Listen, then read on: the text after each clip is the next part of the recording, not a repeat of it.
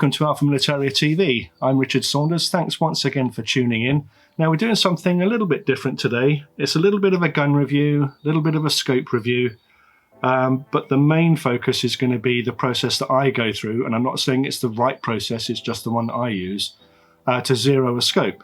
Now the rifle is a Delta Wolf a 177 in 12 foot-pounds, and the scope on top is the MTC Optics S.W.A.T Prismatic. It's the Atom 10x30 model. So I set a target down the range at 30 yards, which is my kind of preferred zero distance for a 12 foot-pound gun. So we'll talk through that process that I go through, and we'll talk a little bit about the features on the rifle and the scope as we go along. Now what I tend to do when I'm zeroing a scope is I like to get a nice big piece of card. I put a single point of aim on the card, because when you first put a scope on a gun, it could be a foot 18 inches out or more. So you want a nice big area so that you can track how far away from your aim point you're missing, so that you can make the adjustments accordingly. Now all traditional glass scopes, whether they're the kind of the zero eye relief versions like this one, or the more traditional scopes that are longer, use turrets to make adjustments. Only digital scopes or electronic scopes are different, but glass scopes all use the same basic process. So at the top you have a turret that will adjust for elevation up and down. So if you're hitting high or low, that's the turret that you will use to make that adjustment. And the turret on the right is the windage turret, which is another word for left and right. So if you're hitting left or right of your aim point, that's the turret that you use there. Now the turrets differ slightly from scope to scope. Some of them are a cap that you unscrew, and that reveals a dial inside that you can either turn with your thumb, or you might have to put a coin in or a screwdriver to turn it. Some of them are called exposed turrets, and they just twist, but they have enough resistance in them to avoid accidentally being knocked, but enable you to just turn with your fingers. Or turrets like these, which have a lift up, turn, and push down to lock feature. So push down, the turret won't move at all. Put it up, you can then make your adjustments, and then when you finish making your adjustments, you push it down again, and that locks it once more. Now a couple of things before we get started. When you're zeroing a scope, fundamental is that you have to first make sure that your rifle is consistent. Now if your rifle is shooting all over the place, regardless of where you aim, then obviously you're not going to get consistent point of impact to be able to adjust to. So that's number one. The other thing is, two terms that I'm going to keep using over and over is point of impact, which is, as the name suggests, where the pellets actually strike the target, and point of aim, which is the point that I'm actually aiming at. And obviously the goal is to get the two things coinciding, hitting it. So you want your point of impact to hit on your point of aim. Right, what I've done is I've put my target out. So I'm just going to fire off a group of 3 or 4 shots to see where they're hitting in relation to where I'm aiming. Now, you don't want to be doing that with just one shot and then adjusting, one shot and then adjusting. Best thing to do is to shoot off a small group, 3 or 4 pellets, and see where the group lies. Because what you don't want to be doing is adjusting to flyers. So let's see how we get on.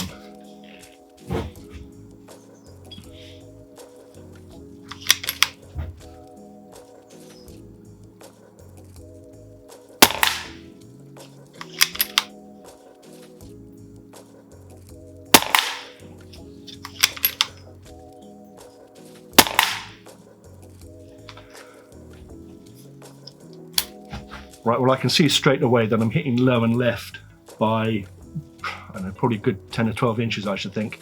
But let's go and look at the target and see exactly where I've hit. Right, well there's my group of 3 inches, 3 pellets, and that's obviously where I was aiming, so that's what a good, I don't know, 6 inches low and probably 3 and a bit inches right. So we go back to the rifle, make those adjustments and see how we get on with the second group. So having made that first group, we know that we are low and right of the target. Now I should say, I'm not going to be going into explaining all the intricacies of mil dots, milliradian, and how much a click equates to distance-wise and what have you. You know, I'm working on the basis that most people just want to put the scope on their gun and set it up so that they can shoot targets or whatever at 30 meters. So that's what this video is really focused at. Right, so on our windage turret here, you can see that there is an R for right, and that is indicating that turning this dial anti-clockwise will adjust your point of impact to the right. Okay, so if you're hitting too far left, you want to turn it anti-clockwise or right to bring your aim point to hit right. Now we're obviously striking the target a little bit far to the right, so we want to move our point of impact to the left, which means that we've got to turn it clockwise. So pull the turret out, and thus I'm going to give this a real good kind of handful of tweaks.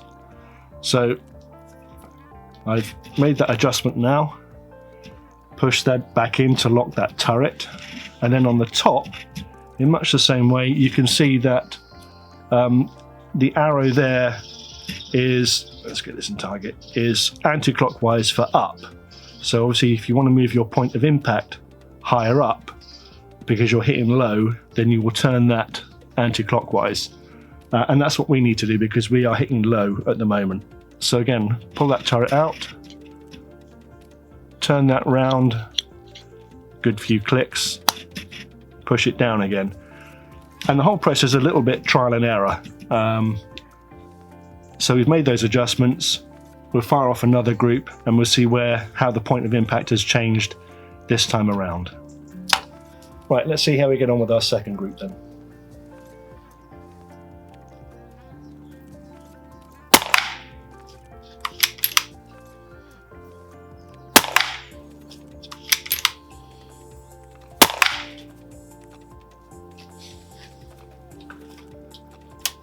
Well, I can see there that we've got the elevation almost right, but I've adjusted too far to the left. Anyway, let's go and have a look.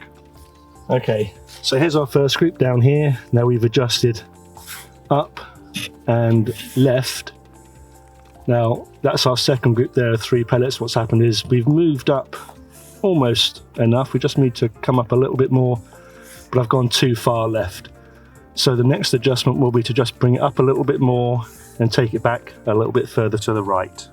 Now, before we go any further, let's talk a little bit about the scope. And this isn't going to be a full-on review by any stretch. But there are 2 models in the MTC Optics SWAT range. There's this one, the shorter one, the smaller one, which is called the Atom. It's a 10 by 30. And then there's a slightly larger one, which is a 12 by 50. And both of them are what's known as zero eye relief scopes. Now, traditional scopes require are much longer, and they require you to have an eye relief, so a distance between your eye and the end of the scope of about 3 inches. Now that's because most of those scopes were developed, or that technology was developed for recoiling rifles, and obviously you needed a bit of gap to prevent the scope hitting you in the eye when the rifle recoiled. Now these scopes are made specifically for air gunners in mind. You could also use it probably on a 2.2 LR as well, because there's no real recoil in a 2.2 LR. But these are designed specifically for non-recoiling rifles like air rifles. And that means that you can get your eye right up close to the ocular lens. About 14 millimeters is the eye relief. And the advantage of that is, although you've got to mount the scope much further back on a rifle than you would normally, the advantage is that you get a huge field of view. So the area, the landscape that you see through the scope is much wider than you would get on a normal glass scope. The field of view on this is about 3 times what you would normally get from a 10 times magnification on a conventional scope. And 100 meters, that means you're seeing 32 feet of landscape in the picture, which, as I say, is about 3 times what you would normally expect to see from a regular scope. Now the scope itself is very light. It only weighs 300 grams and very compact. It's only 123 millimeters long as well. And as we showed you before, it has these adjustment turrets up here, which are the pull out, adjust and push in. There's also a an illuminated reticle feature here, which is a push button. So you push it on, then you keep pushing it to go through the brightness levels as well. And those adjustment turrets will adjust in quarter MOA. So 1 click equates to a centimeter of adjustment at 100 yards. The reticle is an MD5 reticle as well. Really crisp, clear reticle. Gives you the ability to place your shots very precisely. And very importantly for air gunners is the fact that this scope has a parallax adjustment, which is this wheel on the side here. And that will bring your target into focus at different distances. And because this is a zero eye relief scope, that parallax will go right down to just 6 meters. So you can get a really sharp image at the full 10 times magnification. It's a fixed magnification, but at 10 times at just 6 meters, which is really useful. Now the other thing to point out with these SWAT scopes is they have a 34mm tube, so they're let in lots and lots of light, and they come with a mount, their own mounting system, which is designed initially for Picatinny rails, but you do get a set of adapters that you can use to just fit underneath this main mount here that will allow you to put it onto dovetail rails. Now, the rail cradle here, if you notice that, is ever so slightly curved, and you have some adjustment on here. And in practice, what that means is that if you were to run out of adjustment through the turrets, you've got as high as you could possibly go in terms of adjustment on your elevation turret, and it still wasn't high enough to bring the point of impact where you need it to be, you can move the scope up and down this lower cradle here to take advantage of that sort of slight incline to adjust your point of aim that way as well. Really good feature. Right, so let's get on to our third set of adjustments then. So as you saw before, I'd over adjusted a little bit too far to the left. I need to bring that adjustment obviously to the right and also up a little bit. So let's make that adjustment and see how we get on. Right, well, let's see how those adjustments affect the point of impact.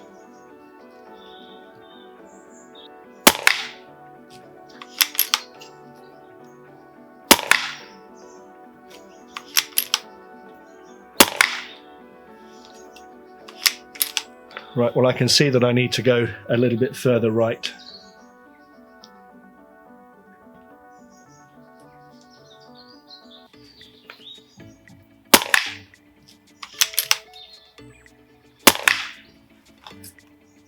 Bit more.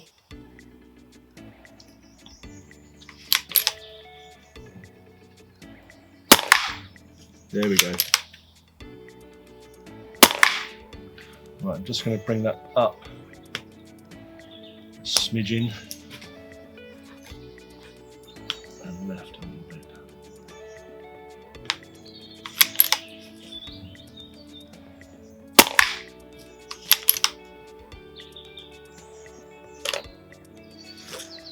Now we're out of pellets. Well, let's go and have a look at those groups.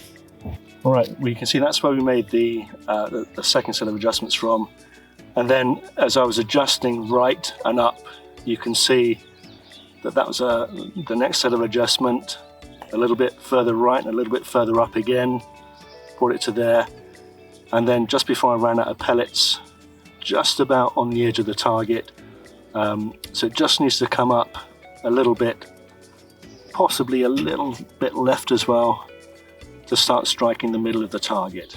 So let's go and make those adjustments and see if we can finally hit the bullseye. Well, before we shoot this final group, let's just spend a few seconds on the gun.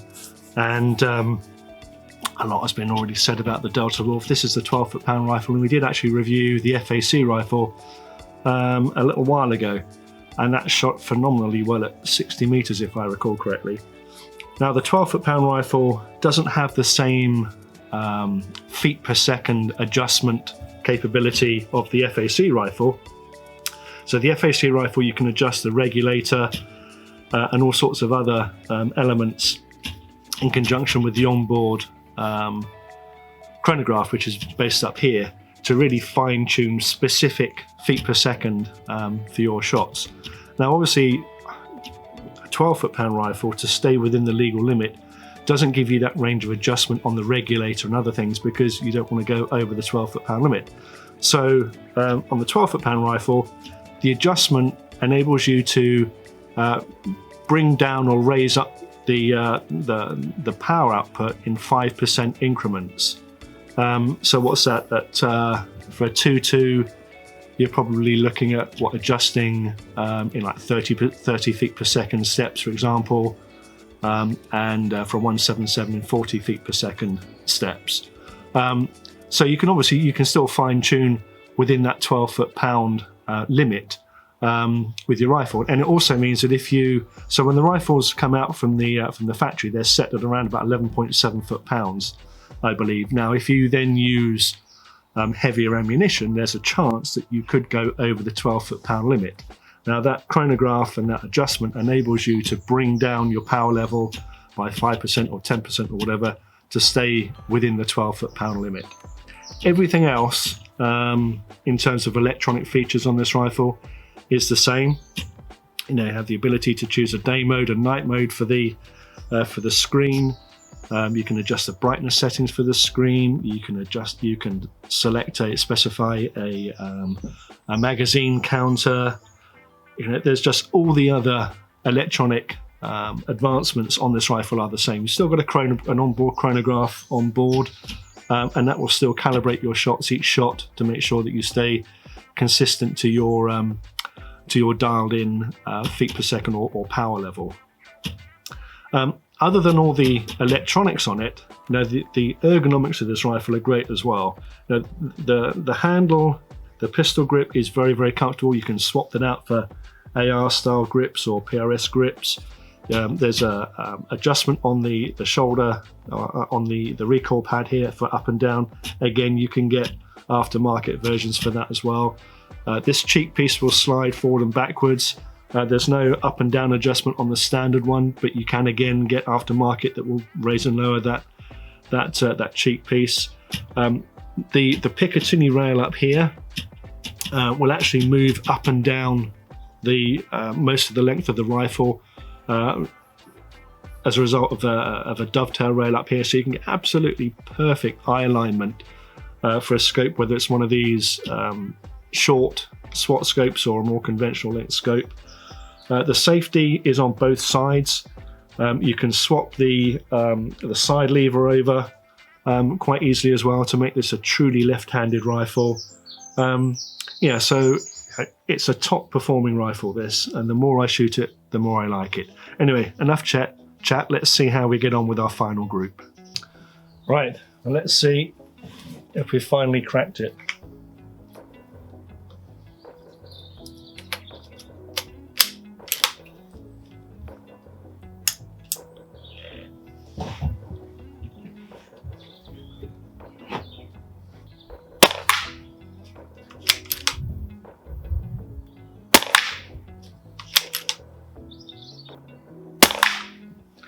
Just going to bring it up a smidgen.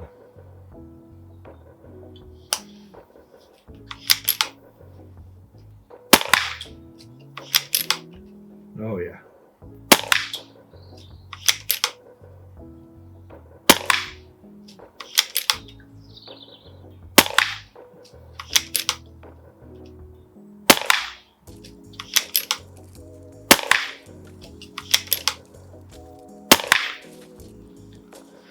Right, well that's very, very close now. Let's go and have a little look, and then we'll put up a fresh target and see if we can get a decent group. Well, there's a little bit more adjustment to be done. That was hitting just ever so slightly, I'd say, left and high at the target. So I'll make a few little adjustments again, but we'll put another aim point on there. and we'll see how close we get to that. Yeah, well, I would say that's about on now. That's 10 pellets through one hole at 30 meters. Pull that off. Yeah, I mean, that's one has gone a little bit high just up here, but 9 pellets through one hole down there, about, I'd say, 1/4 of an inch, maybe a little bit more.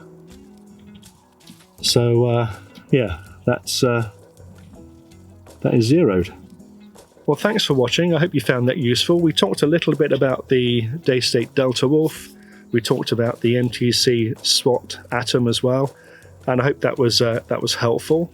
And we talked also about the process that I go through to zero my scopes. Now, I'm sure other people will have a view on different ways of doing it, and that's fine. This is just the process that I use. So anyway, if you found that useful, please give us a like, hit the subscribe button, because it really does help us out. And I'll see you next time. Thanks for watching.